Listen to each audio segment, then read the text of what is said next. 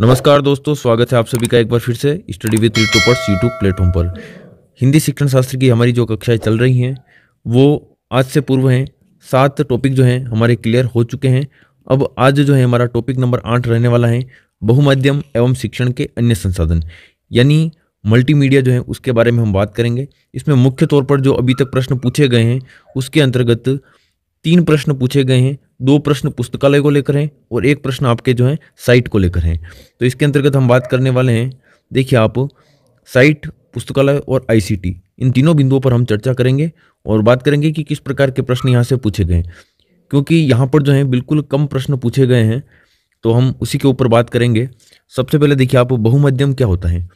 कई विषयों को, बहुमाध्यम मतलब होता है कई विषयों को पढ़ने पढ़ाने के लिए कई सारे उपकरण, मतलब कई सारे माध्यम से, चाहे वो श्रव्य माध्यम हो, दृश्य हो या दृश्य श्रव्य, इनका प्रयोग करना, मतलब कई विषयों को पढ़ाने के लिए कई सारे उपकरण जो है उनको उपयोग करना मल्टीमीडिया जो है कहलाता है।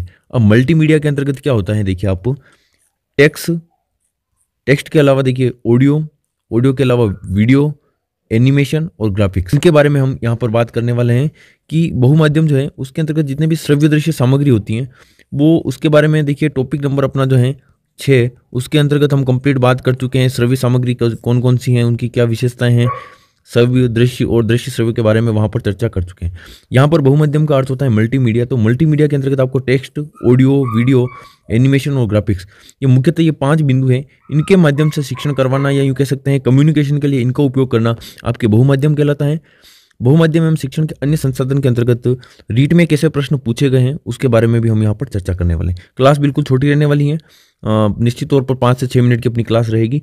उसके बाद जो अपना अगला टॉपिक रहेगा मूल्यांकन, उसकी 4 से 5 क्लासेस लगेगी और बहुत जल्द है जो अपना हिंदी का शिक्षण, ये जो पाठ्यक्रम है वो पूर्ण होने वाला है।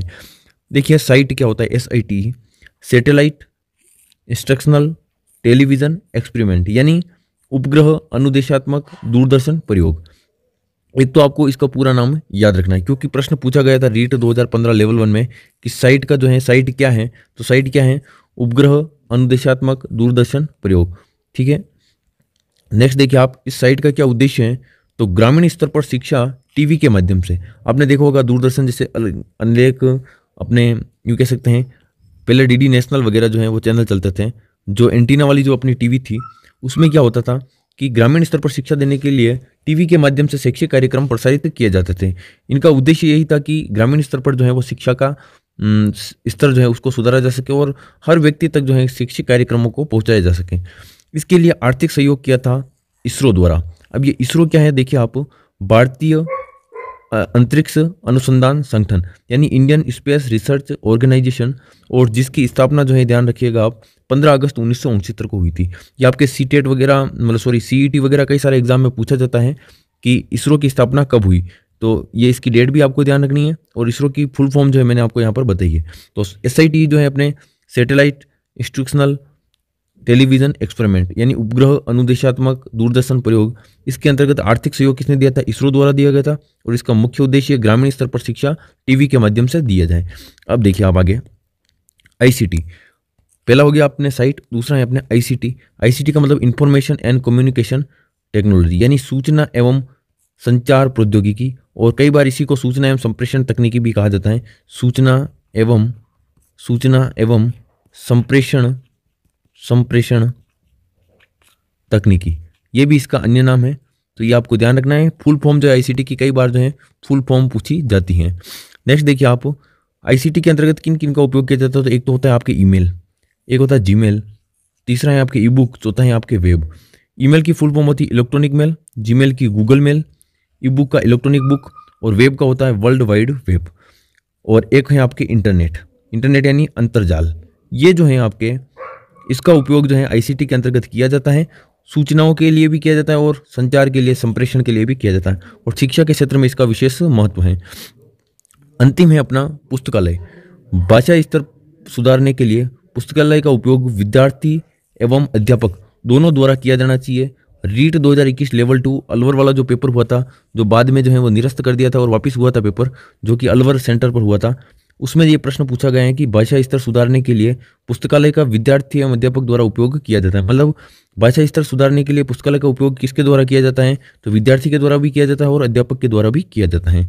नेक्स्ट देखिए, भाषा पुस्तकालय में कैसी पुस्तकों का समावेश होना चाहिए? ये प्रश्न आपके रीट 2022 लेवल 2 में पूछा गया है और उपयुक्त सभी वहाँ पर आंसर था, क्योंकि लोक रंजनकारी यानी मनोरंजन वाली भी होनी चाहिए, साहित्यिक भी होनी चाहिए और लोक मंगलकारी, लोगों का कल्याण हो, ऐसी पुस्तकें भी होनी चाहिए। तो इस प्रकार से ये जो आवश्यक सामग्री जो है हमने आप तक पहुँचाने का प्रयास किया है।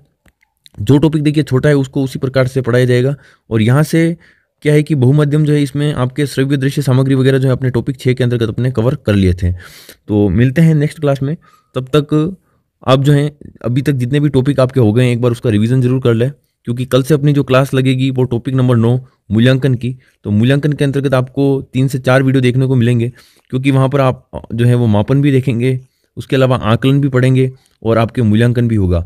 और बिल्कुल विस्तृत आपको अन्य किसी भी विषय के अंतर्गत मूल्यांकन पढ़ने की आवश्यकता नहीं रहेगी, चाहे वह साइकोलॉजी हो, चाहे अन्य विषय की शिक्षण विद्या हो। बिल्कुल कंप्लीट तरीके से यहाँ से पढ़ेंगे और अपने अब कम से कम 20 से 25 पेज का कंटेंट और है, जिसमें आपके देखिए कई सारे टॉपिक कवर हो जाएंगे। उपलब्धि परीक्षण हो जाएगा, उसके अलावा उपचारात्मक शिक्षण, निदानात्मक परीक्षण हो जाएगा, आपके सीसी आपके हो जाएगा, मूल्यांकन हो जाएगा। ये सारे टॉपिक जो है आपके अन्य विषय में भी काम आएंगे और प्रॉपर हिंदी की शिक्षण वीडियो में तो ये है ही।